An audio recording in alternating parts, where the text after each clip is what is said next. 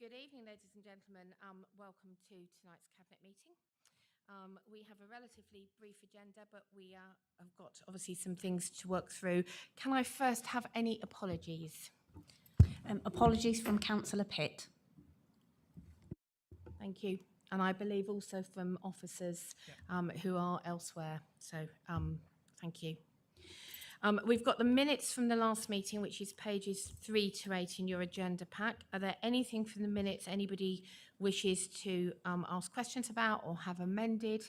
Because if not, I'm going to look for an approval. No? So all those in favour of agreeing the minutes, please show. Okay, and you weren't here, which is why you're not raising your hand. Thank you very much, Brett. Okay, thank you. Moving on then to members' interests. Any members declaring an interest? Councillor Mickelberg. Non-exec chair of Hunts FA, so I'm in conflict of the God Manchester Astro pitch for the SIL funding, and both my children are members of the club. Thank you very much. I also have to declare an interest because I'm a ward member for God Manchester. And we haven't got Councillor Hassel, but should he arrive? Oh, we have. We've got yes. Buckden on the agenda tonight. Do you wish to declare an interest for that one? I've been assured that I don't need to, but I will declare an interest anyway. Thank you. And the Managing Director confirms that position. Thank you. Chair, I better just declare an interest as I'm the ward member for Alconbury Weald. Councillor Sanderson. Managing Director, given that we've got an interest, a potential pecuniary interest, when we take the item, I presume it's don't speak and don't vote on that particular item. Or are we taking them on block, which is why I'd like the advice, please. I would take the recommendations on block. So as ward members, you can continue the debate as needed. The pecuniary interest, was that Councillor Mickle? It was. So can I just confirm that it's as the chair of Huntingdonshire FA? Non-exec director on Huntingdonshire FA. In that case, you will be able to partake and vote. Okay, both my children are also members of the football club, though. Yeah, that will be fine as well. Okay. Thank you. The clarification matters because we have to get this correct. Thank you. In which case then, I'm going to move us on to item 3, which is the substantive item for the evening. That's the Community Infrastructure Levy spend allocation. And Councillor Sanderson, I have your name against this. You certainly do, Chair. Thank you very much. Good evening, colleagues. So I'm happy to present the Community Infrastructure Levy spend allocation. As the report says, in October 2020, Cabinet approved a revised approach to the governance arrangements. And under these arrangements, Cabinet is to consider applications received seeking over £50,000 worth of funding. Any requests of less than £50,000 have been agreed in line with delegated powers. This is the first round for the 2022-23 financial year.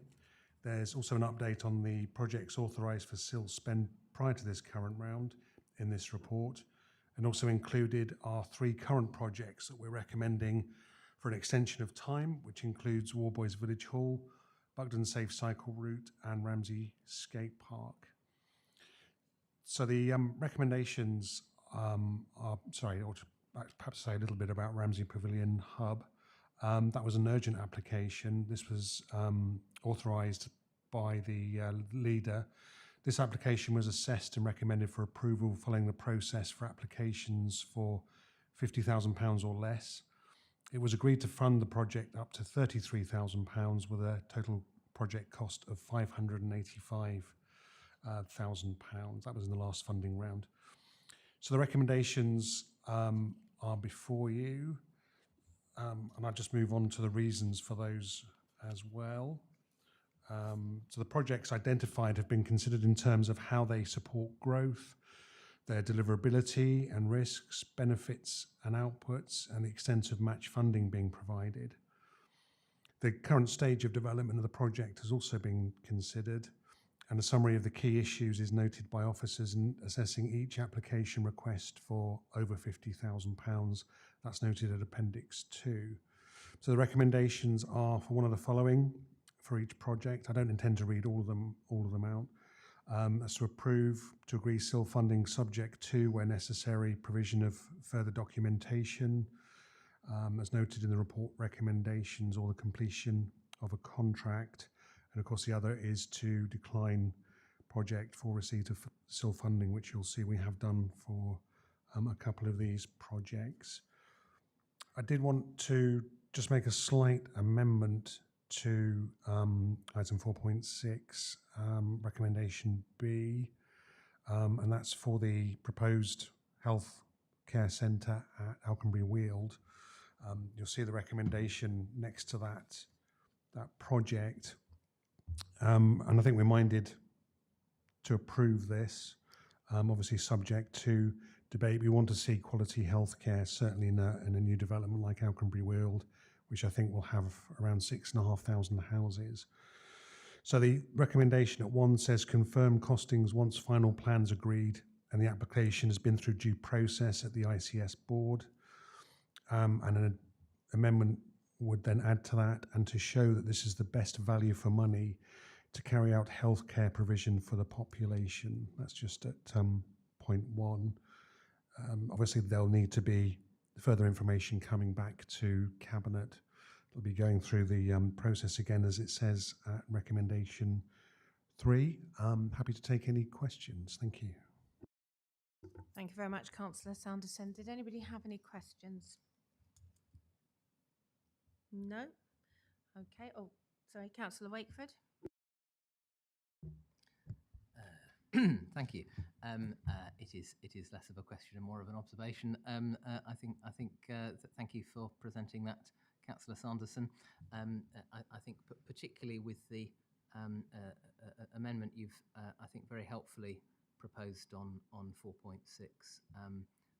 It strikes me as a perfectly sensible recommendation for us to move, subject to comments from colleagues.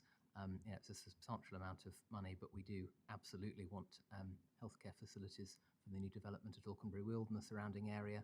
And I think the amendment you've added gives us firmer steer around the insurance of cost effectiveness of what's proposed there. But thank you very much. Thank you, Councillor Wakeford. You actually beat me to it, because from the chair I was going to say something fairly similar. So thank you very much for that. Any other comments? Councillor Taylor? Thank you, Chair.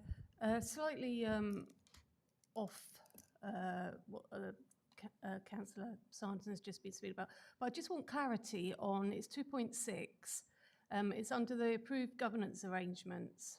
So the Cabinet is to consider applications for SIL funding over 50,000, and any requests of 50,000 or less have been considered and improved in line with delegated authority.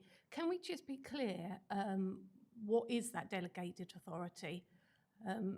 And if we have it written down who that delegated authority is with, that would be great. Thank you.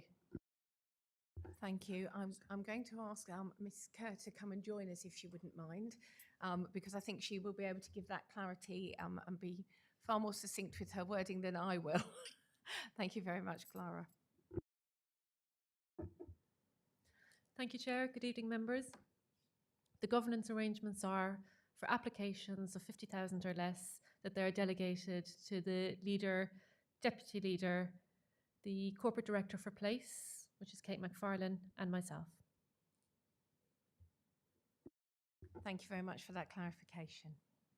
Thank you.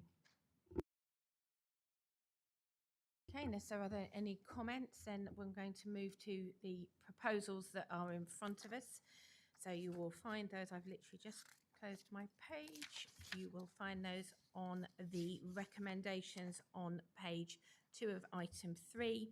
So we are noting the information. At item B, we are asked to agree the officer recommendations, and we are asked to note the bids, to agree an extension, which is under item 3 for Warboys, to agree an extension for Buckden, and to agree a time extension for Ramsey. So if I can take those, please. Sorry, Managing Director. Subject to the amendment. Thank you for. And can we have a seconder, please, for the amendment? So a proposer from Councillor Sanderson. Councillor Hassel to second. Thank you. So subject to the amendment, can we take each of those items? So all those in favour of agreeing item B, I know we said we'd take them on block, but just for clarity, let's please just take them as the items. So all those in favour of item B, which is to agree the recommendation for projects submitted in this round over 50,000 for SIL funding as detailed in section 4. All those in favour? Oh. Certainly. So I was this is quite a difficult report to comprehend because the way we allocate SIL is not straightforward, and I was interested in the comments from overview and scrutiny that our administration is going to set some clearer guidelines, because there's some comments from Councillor Corley where he inquires about the decision not to grant funding to certain street lighting projects. One's in the Great Staunton ward. Because that doesn't unlock growth. And when you go through the list, there's other projects here, which it's ultimately we're going to have to go and defend these in parish council meetings and say, well, we did. And so we have, other, and these are all probably valid projects, but a raised zebra crossing, does that unlock growth? I'm not sure. We've got road accident reduction schemes. Does that unlock growth for any more than street lighting? Or Winwick traffic calming. So part of the justification is that these are things that the county council should take care of, but then we also approve things which the county council should take care of. And so, I mean, I'm happy to vote in favour of this, but going forward, it would be easier for me to justify these decisions to my parish councils if there was a more consistent set of guidelines. So I just wanted to make that comment because I'm not quite sure I understand the difference between how some of these things are rejected on grounds of not supporting growth and others are. I think we need more information is the truth of it. That was just my only comment, but I will be supporting this, sorry.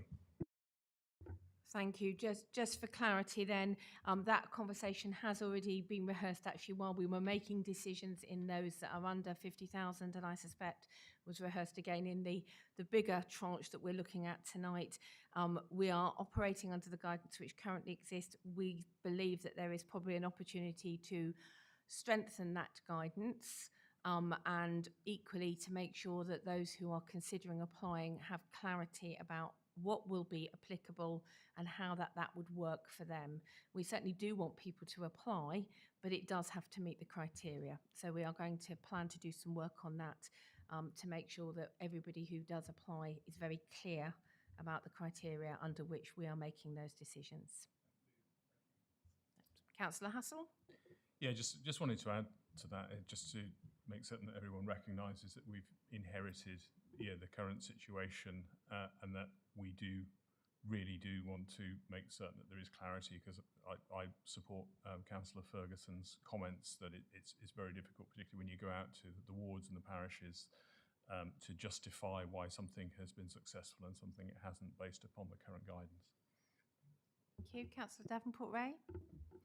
To continue on this topic, if we look at section 10 of the report before us, it describes the legal background of the decisions we're making, and that a SIL charging authority is required to use those funds to fund the provision, improvement, replacement, operation, or maintenance of infrastructure to support the development of its area. So as I understand it, the legal background does not require the unlocking of growth, and that this is something that this council previously has adopted.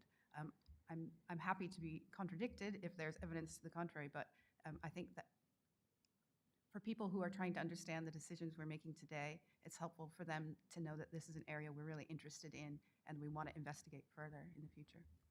Thank you. Managing Director? Thank you, Leader. Just so that we don't need to prolong the debate too much, we'll certainly bring back some clarity so that members understand and have context behind some of those legal headlines. Councillor Davenport-Ray. Thank you. Then if there are no further comments or debate, are we happy to move now to making a vote? Okay, thank you. Then in which case can we take item B, the recommendation B. All those in favour, please show. Okay, thank you very much. So that's carried. Can we do item D, which is the time extension for War Boys? All those in favour, please show. Thank you. And E, which is the extension of time for Buckden.